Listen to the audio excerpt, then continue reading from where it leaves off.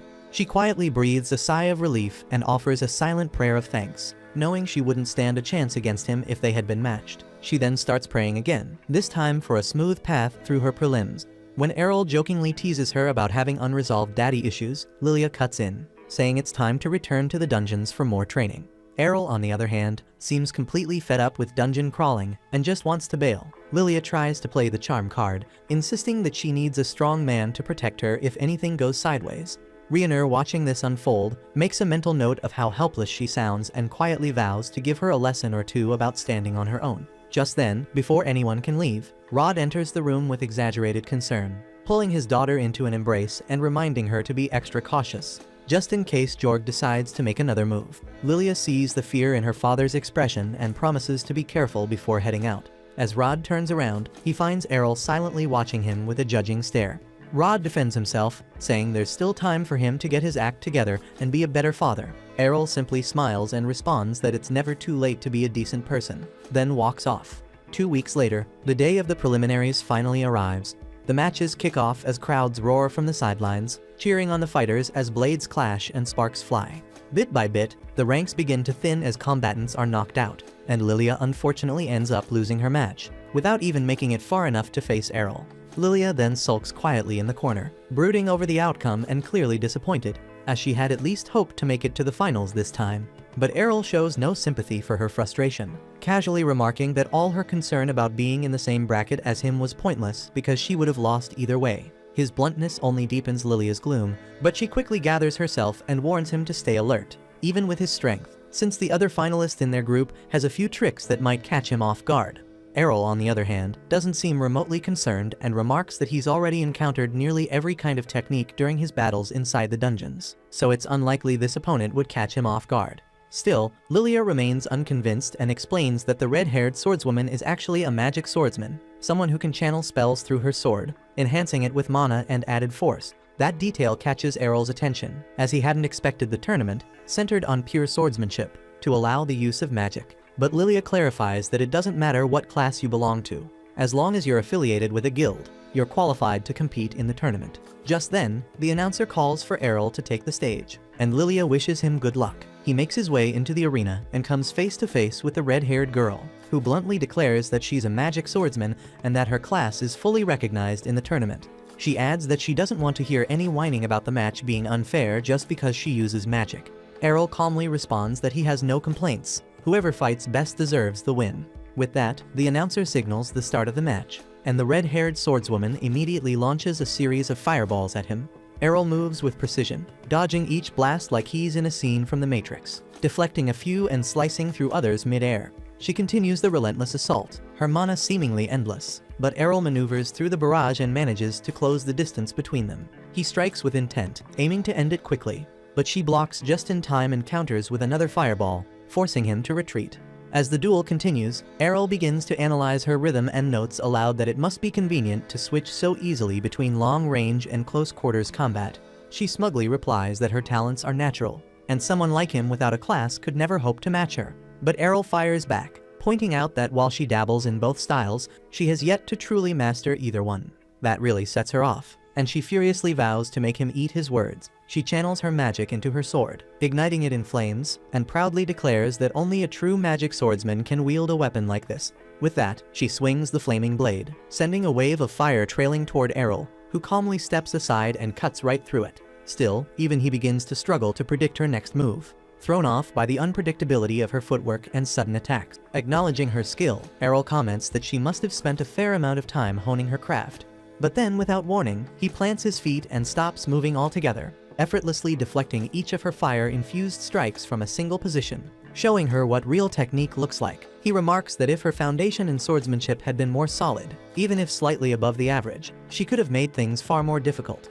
But at her current level, she barely stood out from a background NPC. The words cut deeper than his sword. Humiliated and rattled, the girl lashes out wildly. Errol seizes the opening and unleashes a twin slash that extinguishes her flames instantly, leaving her stunned. Before she can even register what's happened, he uses Blink's step to teleport behind her and knocks her out cold with the blunt end of his sword. The arena erupts in applause as the judges officially declare Errol the victor of the 4th bracket. But while the crowd cheers, Errol is already deep in thought, wondering how he can replicate and refine the techniques she just used against him.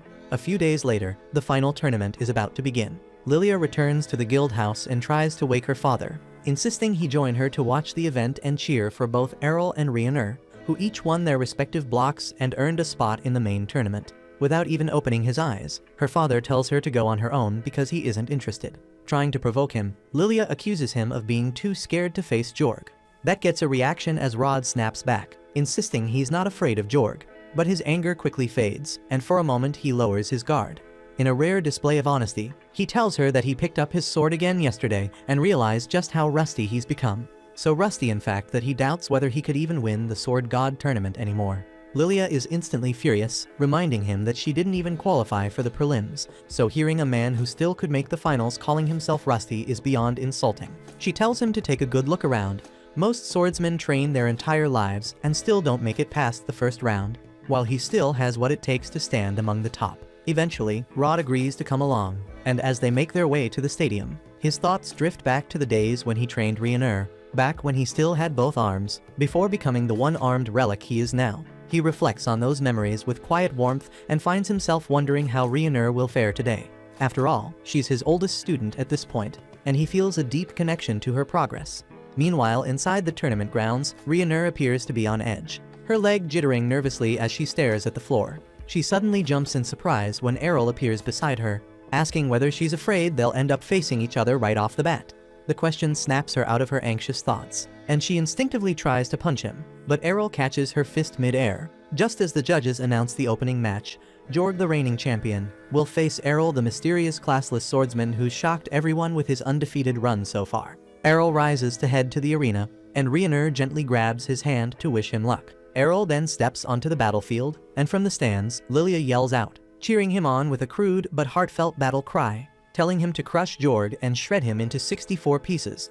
But the moment Errol spots Jorg emerging from the opposite side of the arena, something immediately feels off, and his instincts go on high alert. Jorg's eyes are glowing purple, a sharp fang protrudes from his mouth, and a single twisted horn juts from his head, so he looks like he's been possessed by something demonic. Errol's senses flare as he realizes this isn't going to be a normal fight, but it's Rod who puts the pieces together first. The moment he sees the weapon Jorg is wielding, he shouts out a warning to Errol, ordering him to stay back. The sword in Jorg's hand is not just any blade, it holds a powerful demon sealed within. Jorg speaks, but even his voice has changed, deeper and distorted, as he calmly admits he didn't expect anyone to recognize what he's become.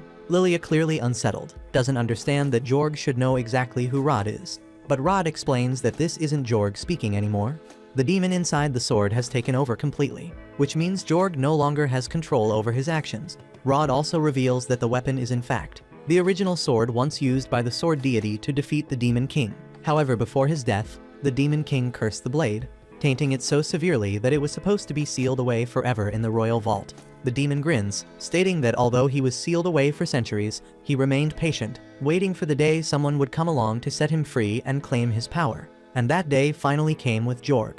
With a voice that echoes across the stadium, he declares his identity to all present. He is Gelda, the destroyer of mankind. The announcement sends a chill through the crowd, and even Rhiannon rushes outside, wide-eyed. She admits she always believed Gelda was just a legend, a bedtime horror story to frighten children. The demon who, according to myth, had the power to wipe out the entire world. Panic breaks out instantly as people in the crowd recognize the name and scramble in terror, triggering a full-blown stampede. But Gelda delights in the chaos, The sound of terrified humans fleeing for their lives is music to his ears, and he's not about to let the show end so quickly. He conjures a massive magic circle beneath his feet, and in an instant, the entire stadium is sealed within a dome of swirling magical energy, trapping everyone inside. He cackles at the unfolding nightmare, savoring the fear as he declares he'll slaughter them all for his own amusement. But to his surprise, Errol doesn't flinch, and he remains exactly where he is, sword already drawn. Gelda mocks him, warning him to run while he still can. But Errol calmly replies that he has no intention of fleeing, because if the demon has been defeated once before, then it means he can be defeated again. Gelda bursts into laughter, reminding Errol that his previous defeat came at the hands of a sword deity, and according to Jorg's memories, there isn't a single sword deity alive today. Errol, however, fires back that there is still one left, and it's his own mother. And even if he wasn't born a sword deity, he's confident he can still bring Gelda down. The demon bursts out laughing, but his amusement is short-lived. Errol vanishes from sight, dashing forward with such speed that Gelda is forced to step back and counterattack. Errol deftly evades the incoming blows, and Gelda freezes in disbelief because he just witnessed the divine step technique, a move only sword deities are said to possess. However, Errol doesn't give him time to think, and he keeps using the divine step, appearing and striking from multiple angles, pressing the demon hard. But Gelda quickly regains his composure and smirks, reminding Errol that he's fighting within the body of a sword emperor, so these attacks won't inflict much harm. With a burst of speed, the demon launches into the air and crashes down on Errol's shoulder, slamming him hard into the ground. He believes the boy has finally fallen, but when the dust clears, he's stunned to see Errol still standing, barely scratched. Thanks to his rigorous training under Rionur, Errol had managed to absorb the full force of the blow. The sudden resistance shakes Gelda, who lunges forward to retaliate. But Errol remains composed, casually batting him aside before launching a devastating counterattack. Activating his infinite break technique, Errol assaults the demon with a relentless flurry of slashes, striking from every direction and completely overwhelming him in a blur of speed and precision. The brutal barrage triggers Gelda's deep-seated trauma, as he instantly recognizes the unmistakable techniques of a sword deity. He refuses to believe that a mere boy could wield such divine mastery. But before Gelda can even think of a counter-strategy, Errol unleashes a powerful finishing strike that sends the demon crashing into the ground, shrouded in a thick cloud of dust. The crowd erupts in applause, believing Errol has vanquished the demon for good. But Gelda is far from finished. His true body was never Jorg, it was the sword itself. So all of Errol's damage had only harmed the host. Still very much alive, Gelda begins desperately searching for a new vessel. In a split second, he hurls himself toward Rod. Reacting instantly, Errol shoves Rionur out of harm's way while Rod steps forward, placing himself between the demon and his daughter. As the dust settles, a chilling scene emerges, and we see Rod standing motionless, the cursed sword in his hand, and its blade now pressed against Lilia's throat. Errol clenches his jaw, furious with himself for overlooking the sword. He now realizes that he should have targeted the blade, not Jorg's body. But it's too late. Gelda snarls a threat, warning Errol that if he so much as flinches, Lilia dies. But Errol moves freely, defying him, and tells him plainly that he can't kill her. Rionur is stunned, unable to understand why he's provoking a demon. But when Gelda tries to force Rod's hand to strike Lilia, it doesn't move. So Errol explains that Rod's will is far stronger than Jorg's ever was, so possessing him won't be so simple. Rod suddenly thrusts the sword into the ground, releasing Lilia from its grip. Gelda tries to fight back, attempting to regain control, but Rod doesn't give in. With a force of will that shocks even the demon, he rips himself free from Gelda's influence and hurls the cursed sword toward Errol. Without hesitation, Errol cuts it cleanly in mid-air, reducing it to nothing but dust, ending the demon for good. Later at the guild, we see that Rod had reignited his fire for swordsmanship, and thanks to the spotlight Errol had brought to the guild, a flood of fresh recruits had poured in, all desperate to be trained. Without holding back, Rod threw them straight into the deep end with harsh, no-nonsense drills. As he barked orders, he blasted them for relying too heavily on their skills instead of mastering the basics of self-defense. The trainees, beaten down and drenched in sweat, beg him for mercy, swearing they couldn't take another minute of his relentless beatdown. At the same time, one of the trainees is crouched behind a nearby wall, trying to avoid the chaos. When Lilia happens to catch sight of him, she questions why he's slacking off when everyone else is supposed to be training. But he confesses that Rod is just too intense, and he needed to catch his breath. Lilia acknowledges that her father has definitely become more passionate about swordsmanship ever since he met Errol. Speaking of Errol, the student asks where he is, since he hasn't shown up all day. Lilia then reveals that Errol actually left the guild recently, and Rionur's gone too because she ran off to find him. Lilia has been holding it together until now, but the moment she says it out loud, her emotions catch up with her, and she breaks down in tears, feeling it's unfair that Errol would leave her behind without saying anything. As for Errol, he's currently on his way back to his hometown. During the ride, the driver is shocked to learn that Errol managed to win the Sword God Cup during his short time in the city. He asks if Errol is really okay with leaving now, right at the peak of his fame. But Errol explains there's nothing left for him to gain by staying because he's learned everything he could. And what matters now is returning home, where he finally intends to put all his skills to the test. Because this time, with everything he's gained, he might actually be able to defeat his mom. Back in Errol's hometown, his mother is in the garden, casually picking flowers when Errol tries to sneak up on her. But before he even gets close, she calls him out without turning around. She welcomes him back warmly and remarks that he's definitely grown stronger, especially since she didn't notice his presence until he was practically right behind her. Errol straightforwardly tells her that he won the Sword God Cup, and she lights up with pride, saying she won it too when she was his age. And just as Errol is about to ask for a duel to test how far he's come, she suddenly flashes forward and appears directly in front of him before he can react. It's just a playful move. But Errol realizes that if she'd been holding a sword instead of a flower, he might have been in serious danger, and that's exactly why he wants to test himself against her. She says she'd be happy to spar with him, but if they do it here, they'll probably end up demolishing the house. So instead she invites him to meet her at the training grounds behind the mountain, and Errol agrees without hesitation. Once they reach the training grounds, Farah cheerfully tells him that she's eager to see just how strong her son has become, then immediately lunges at him with another divine step attack. But having seen her use it once already, Errol has now figured out how to counter it. He raises his sword just in time to block her attack, then leaps into the air and executes a swift combo using Divine Slash followed by Twin Blade Slash. Farah, however, manages to deflect all of the incoming attacks before they can connect. She's genuinely impressed that Errol was able to improvise a way to merge two techniques so fluidly. When Errol asks which skill she used to block him, since he's never seen it before, she calmly tells him she wasn't using a skill at all. By observing Errol, Farah learned not to depend too heavily on techniques herself, explaining that she was simply countering with regular sword swings. At the same time in town, the villagers suddenly hear a series of loud booms echoing from the forest. Everyone panics, fearing it could be a powerful monster, but it's actually just Errol and Farah clashing at full power. Farah attempts to use Divine Presence to slow Errol down, but it no longer works because he's already mastered it, rendering its effects useless. Farah is impressed by how far he's progressed, and she tells him it's time for her to stop holding back. Errol replies that he's about to do the same, and the two charge forward, striking each other simultaneously with infinite break.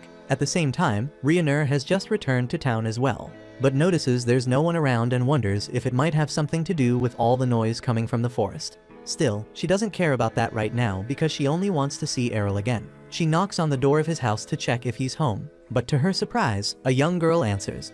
Rhaenyra assumes this must be Errol's younger sister Mira and kindly asks if Errol is around. However, after one quick glance at Rhaenyra's two bombshells, Mira immediately grows jealous and calls her a cow before trying to slam the door shut to blow them up. Rhaenyra is left completely confused, unsure why she keeps getting called a freaking cow, but she holds the door open and explains that she only wants to talk to Errol. Mira, however, refuses to listen and snaps back that Errol would never want anything to do with a redhead cow like her. Right then, Errol and Farah return home, and Farah immediately tells her daughters to stop being rude to their guest. Mira lights up when she sees Errol and rushes straight into his arms, though she can't help but notice how bruised he and Farah look. So Farah casually explains that she and Errol had a sparring match and may have taken things a bit too far. Errol's little sister asks who won the match, so Farah tells her it's Errol, and Rhaenyra is shocked to hear that, especially considering Farah is a sword deity.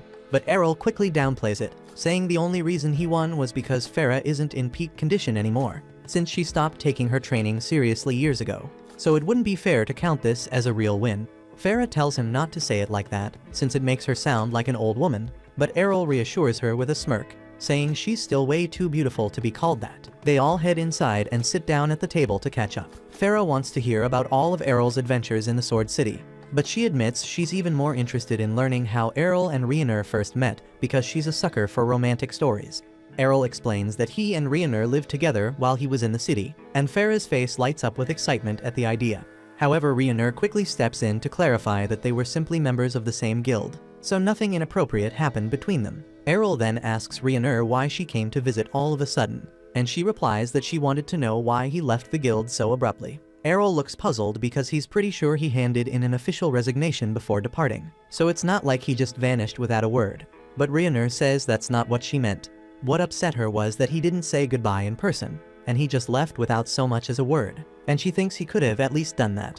And Errol admits he didn't really think much about it at the time. Farah then steps in and says she's happy that Errol has a friend who cares enough to come all this way just to check on him. But Rhiannon points out that this also happens to be her hometown, so she would have come back eventually anyway. And besides, seeing Errol wasn't her only reason for returning, and she turns to Farah and respectfully asks if she'd be willing to accept her as a disciple. Farah is caught off guard by the sudden request and doesn't get a chance to respond, because just then the front door swings open and a familiar voice calls out. Farah immediately recognizes the voice and it's Evans. He walks into the room, asking for Farah's help, explaining that a terrifying noise was heard coming from behind the mountain not long ago, and they need to prepare in case a dangerous monster is approaching. Farah and Errol instantly realize they're the reason behind all the panic, but Farah knows she'll get an earful if she admits it, so she quickly lies and says the monster has already been taken care of. Evans doesn't question it too much because he's just relieved that the town is secure.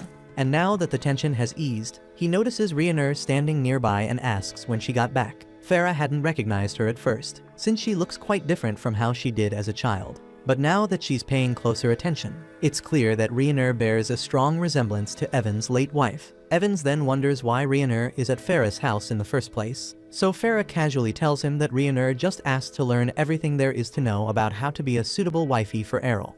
Evans immediately breaks down in tears of joy, thinking his daughter is finally getting married. But Rhiannon panics and frantically clarifies that she only wanted to ask Farah to teach her how to improve her swordsmanship. Farah cheerfully insists that there will be time for both sword training and wife lessons, but when Rhiannon turns to Evans, hoping he'll talk some sense into Farah, she's stunned to see that he completely agrees with her. After losing his wife, Evans had always worried about Rhiannon's future, especially since the only thing he ever taught her was how to fight. So he's genuinely happy to hear that Farah is willing to teach her some practical homemaking skills as well. So Farah assures him that he can trust her to look after Rhiannon properly. Evans is grateful and says he'll head back to his duties now, officially leaving Rhiannon in Farah's care. He tells her to do her best, and Rhiannon is left staring in disbelief, trying to process how the situation spiraled like this. Meanwhile, Errol's father has been tucked away in his study the entire time, fully focused on his magical research. But he's not surprised when Errol walks in, as he already overheard the commotion earlier. Errol asks how Leon's research is progressing, and he's glad to hear that he's very close to a breakthrough. If his hypothesis is correct, it could turn into a true ultimate technique. Setting that aside, Leon then asks if it's true Errol brought home a cute girlfriend, and Errol doesn't exactly deny it, though he says he'd describe her as more gorgeous than cute. That said, he didn't come here to talk about Rhiannon because there's something more important on his mind.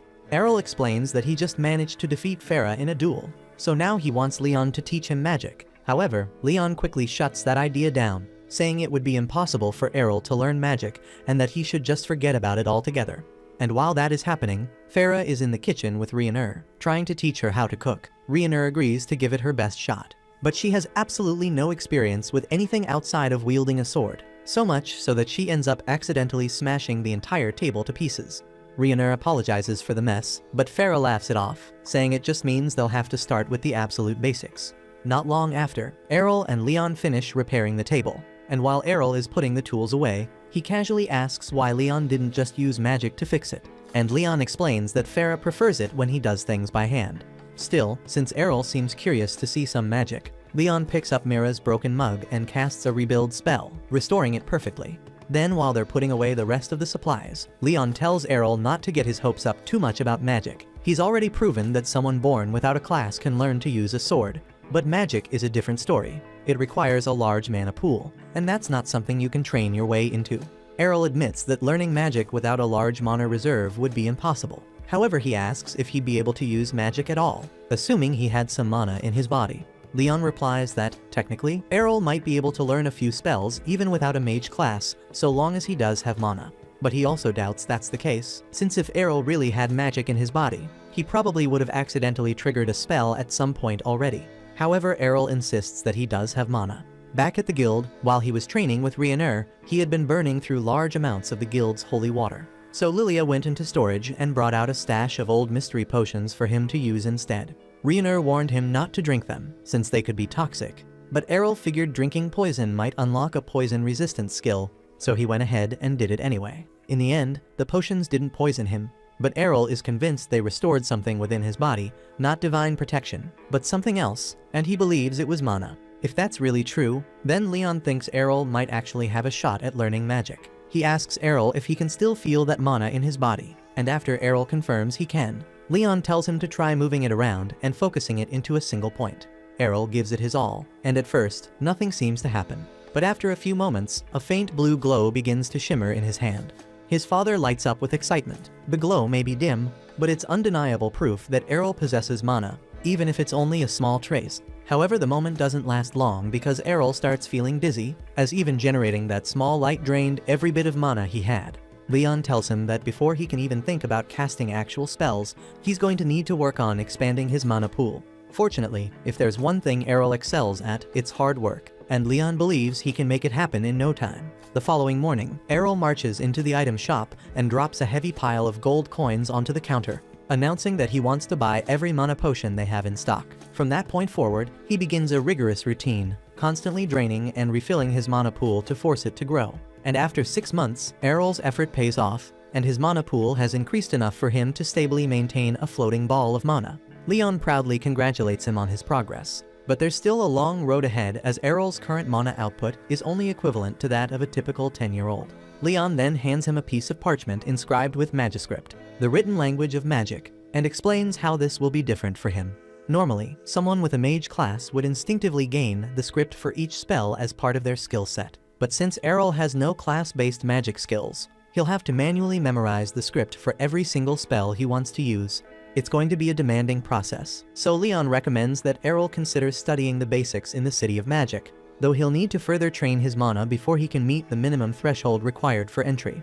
3 years had passed since that moment, and Rhiannon had spent every single day since under the wing of Errol's mother, training not only to become a more skilled swordswoman, but also to improve as a proper homemaker. Earlier this morning, she was tasked with preparing the tea on her own, and the pressure got to her at first, leaving her a bit shaken.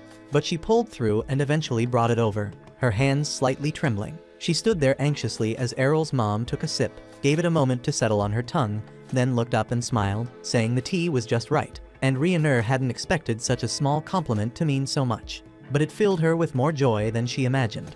Her quiet little victory didn't last long though, as a sudden cry echoed from upstairs. It was Errol's younger sister Mira, yelling that Errol was gone. She'd gone to wake Errol, but his room was empty, and the only thing left behind was a note. Rhiannon and Errol's mom quickly read the short message, which simply said he was heading off to Arzbel, the City of Magic, to begin his training. His mom's heart sank a little, hurt that he didn't even say goodbye, while Mira kept sobbing. That's when Rhiannon had a flashback to when she herself vanished years ago for Sword City Brescia, and how her choices must have hit her own family just as hard. Without hesitation, Errol's mom turned to her and said she never wanted Rhiannon to vanish like that. Rhiannon promised she wouldn't because she still had too much to learn from her. The older woman looked off in thought, remembering how her first daughter had left years ago, and now Errol had walked the same path. She couldn't help but wonder when, or even if, she'd see them again. Elsewhere, Errol was already riding out past the edge of the village, sitting beside the same knight-turned driver from before, who looked both surprised and amused to see him again. Errol asked how long the trip would take, and the man estimated about 2 days. As the road stretched ahead, the driver couldn't help but remark how strange Errol was, how he went to Brescia, made a name for himself with jaw-dropping strength and talent, then ditched all the spotlight and came back to a tiny village no one's ever heard of. Then, like smoke, he vanished for 3 whole years, and now here he was again, headed to Arzbel of all places. Errol just shrugged it off, saying he wanted to take a shot at the exams and see how he measured up against the rest. Out of nowhere, a red-haired kid pipes up and asks Errol if he's heading to the entrance exam for the Magic Academy too. He finds it odd though, since Errol looks way older than the typical first-timer. But before Errol even gets a chance to answer, a sharp-tongued blue-haired girl jumps in, scolding the boy for being rude and assuming things. And she says it's clear that Errol must have been failing the exam year after year. Just as Errol opens his mouth to explain that this is actually his first time going to that city, the girl cuts him off again, saying it's really inspiring to see someone so weak still trying to push past their limits. The red-haired boy immediately snaps back at her, and the two start arguing like crazy, while a green-haired girl steps in and tries to calm them down. But she doesn't get very far. The red-haired boy spins back around toward Errol and asks what kind of magic he's into, proudly stating that he himself uses red magic. That triggers a memory in Errol, and he starts recalling how his dad once taught him about the 6 main magic affinities. Black stands for dark magic, white for light, yellow is earth, green is wind, blue means water, and red, of course, is fire. But back then, Errol never showed a natural tie to any of them, so his father figured the best move was to train him in every kind of magic they could get their hands on. Snapping back to the present, Errol tells the boy that he doesn't really know what kind of magic suits him, since he doesn't have a class at all. That stuns the boy, but the blue-haired girl scoffs and calls the boy a joke, and says that Errol is messing with him, because there's no way a classless nobody would ever be allowed to sit for the academy's entrance exams. The redhead gets fuming and starts yelling for him to stop joking around, but Errol stays calm and pulls out his class card, holding it up for them all to see, and sure enough, it shows that he's completely classless. The kids all freeze in disbelief, blurting out that there's no way someone like him could ever pass the test.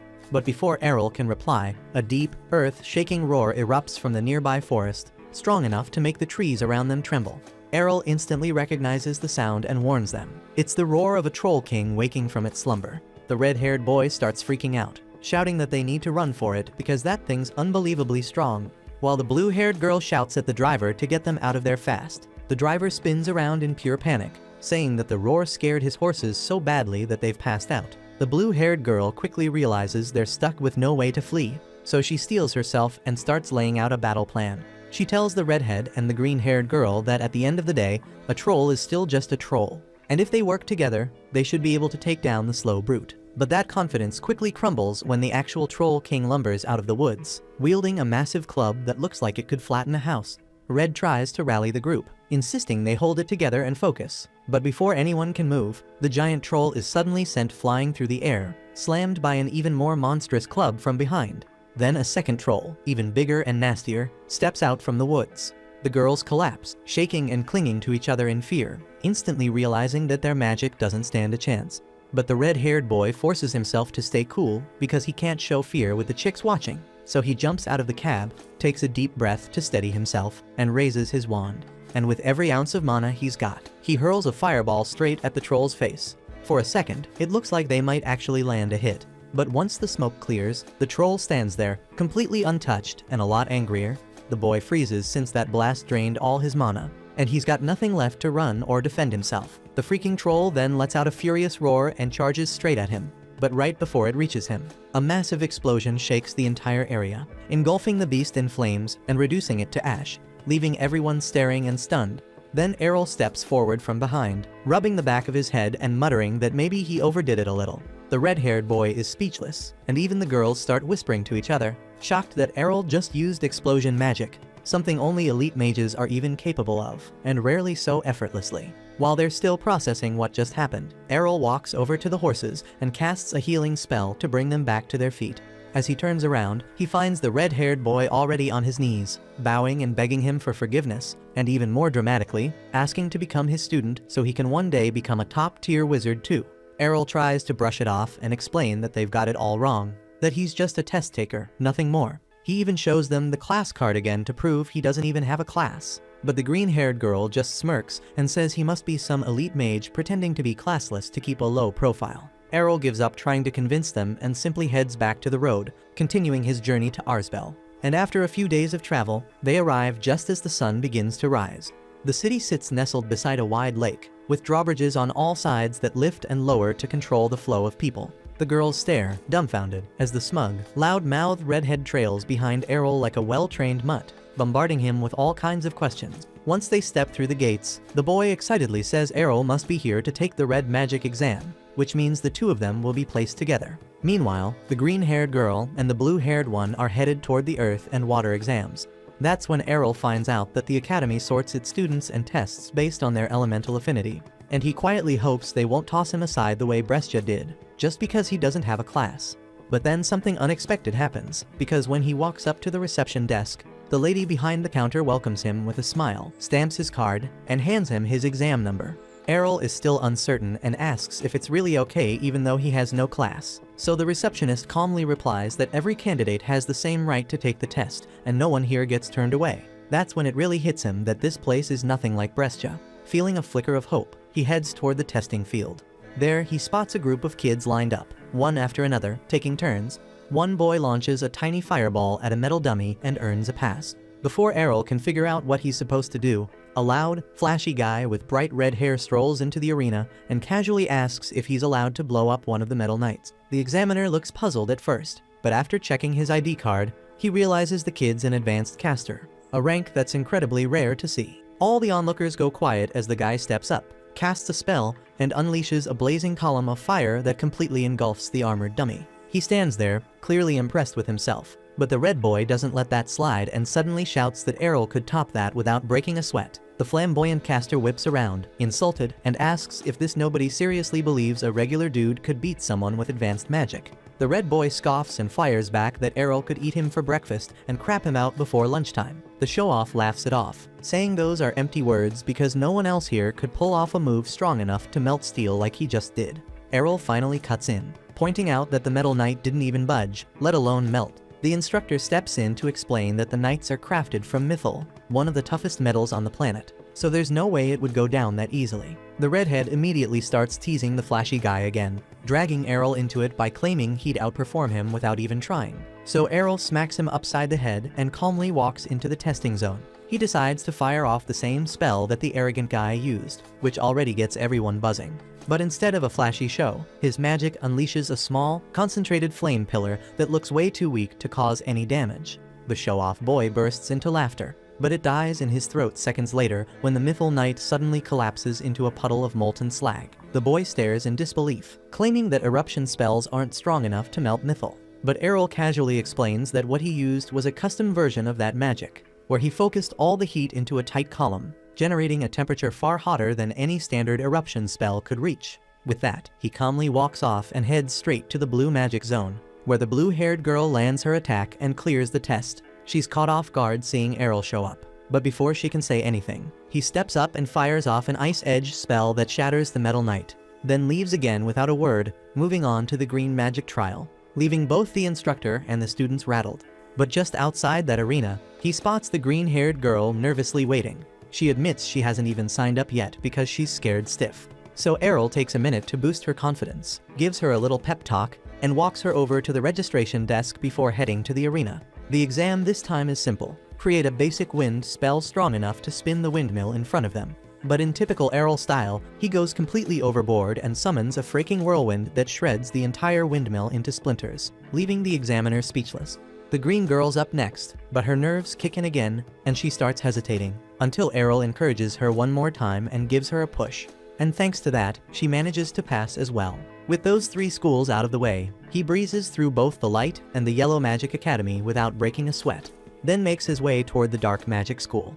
The place looks like a run-down ghost town from the outside, with not a soul in sight, until he hears a strange noise coming from a nearby crate. Just as he's about to check it out, a creepy woman suddenly calls out, sobbing about her missing pet, and asks Errol if he's seen it anywhere. Caught off guard, Errol points toward the crate and says there's something moving in it.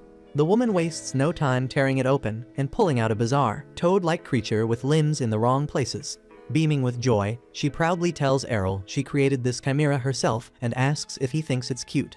Errol just forces a smile, but before he can say anything, he nearly jumps out of his skin when a skeleton suddenly appears behind him. Reacting on instinct, he swings his wand and lops its head clean off. The skeleton casually bends down to pick it up again while Errol stares in disbelief, asking if she's some kind of undead beast. She brushes it off and cheerfully introduces herself as Latalia, claiming she's just a lovely office lady who works here. When Errol asks about the exam location, Latalia explains that the Dark Magic Academy has no restrictions, so anyone can walk in and take the test, since they barely get applicants. And just like that, Errol successfully qualifies for all 6 schools. And once his full registration is complete, he steps outside, only to be immediately surrounded by the red-haired boy and the blue and green-haired girls, all of them bickering about which Magic Academy Errol is supposed to join since he passed their exams. But Errol stuns them all by revealing that he cleared every single test, and he's planning to attend all of them. That concludes this episode. Thank you for watching. If you want to see the next part, be sure to subscribe to the channel and turn on the notification bell.